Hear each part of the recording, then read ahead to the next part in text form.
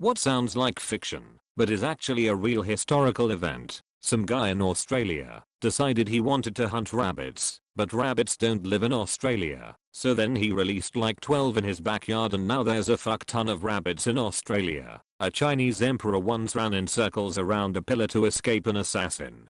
He survived. A town in France nearly danced itself to death in 1518 because of a dancing plague. In 2007 a pyragleader got trapped in the updraft of two joining thunderstorms and lifted to an altitude of 10 kilometers. She landed 3.5 hours later about 60 kilometers north of her starting position, having survived extreme cold, lightning and lack of oxygen. In the 1800s there were street vendors in Egypt who sold ancient Egyptian mummies. Just lined them up on a street corner and sold them like they were umbrellas on a rainy day. English tourists would buy them to display as oddities. The assassination of Rasputin reads like a cartoon. There were a few Japanese soldiers who refused to surrender after World War II and remained on duty in the rainforest for 30 years after the war ended. The longest piano piece of any kind is Vexations by Eric Satie. It consists of a 180-note composition which, on the composer's orders, must be repeated 840 times, so that the whole performance is 18 hours 40 minutes. Its first reported public performance in September 1963, in the Pocket Theatre, New York City, required a relay team of 10 pianists. The New York Times critic fell asleep at 4 a.m. and the audience dwindled to 6 masochists. At the conclusion, one sadomasochist shouted, "Encore! The Glasgow Ice Cream Wars." 6 people died in a turf war over ice cream van routes. They were dealing heroin out of the vans. During WWI, the Germans sent Lenin back to Russia in a sealed train, calling him the most dangerous weapon that they had. During WWII the Polish army conscripted a bear. The Second Punic War has all the makings of a great story. It has a blood oath, an underdog story, bravery, an op main character, tragedy and a final showdown between the two main characters. The fact that it all, or most of it, happened blows my mind. There could be a godlike series about the 3 wars. The rise and fall of Alexander the Great.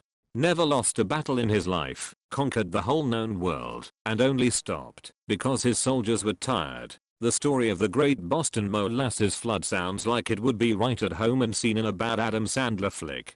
During the First World War, navies from different countries hired artists to paint crazy patterns on their ships in order to throw off the aim of enemy U-boats. A Finnish soldier, who managed to escape capture after losing his squad in a methed up hallucination.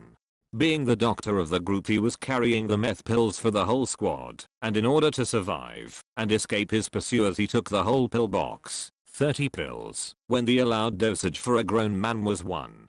He survived in the Soviet wilderness for 2 weeks eating only pine butts, and one time a Siberian jay that he caught and ate raw.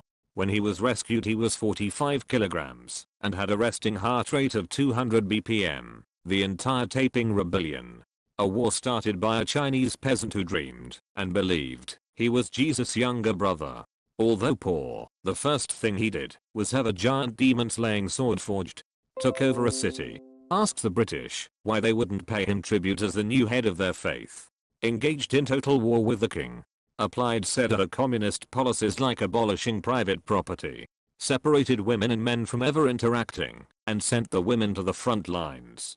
Over 20 million people died, with some estimates as high as 40 million. It was the 4th deadliest conflict in human history. It killed more people than WWI.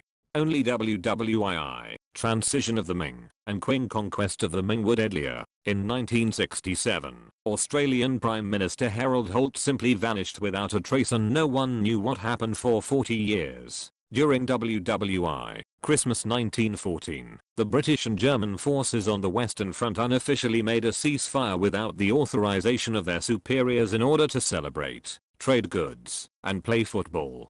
Also during WWI, the Russian and German armies in Poland stopped fighting each other in order to fight off an enormous pack of wolves that had been attacking both armies. Serial killer Karl Panzram broke into the home of former President William H. Taft and stole jewelry, bonds, and a gun. With the money he got from the first 2 he bought a yacht in which he used the gun to kill a bunch of sailors. The Emu War, when Australia went to war with emus, There was one person who survived the sinking of not only the Titanic, but also the Titanic's two sister ships, the Britannic and the Olympic. Okay, not a big fan of editing comments, but I'm going to because this got bigger than expected.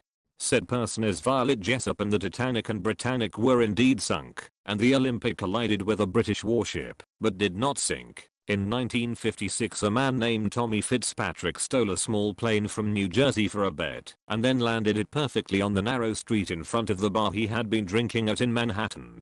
2 years later, he did it again after someone didn't believe he had done it the first time. A tornado helped the US in the War of 1812 during the Battle of D.C. A freak patch of dense fog saved the colonies during the Revolutionary War. First Iraq War, when Muhammad Syed al-Sahaf, Iraqi information minister under Iraqi President Saddam Hussein, was saying everything was fine and the coalition was losing, while American gunfire, maybe even tanks, in the background during a live CNN interview. Edit. Looks like this was the second Iraq War, everyone. Sorry for brain fart. But this brain fart is far less intense than someone claiming Iraq was winning as M16s and M101s are within earshot during your interview in your capital.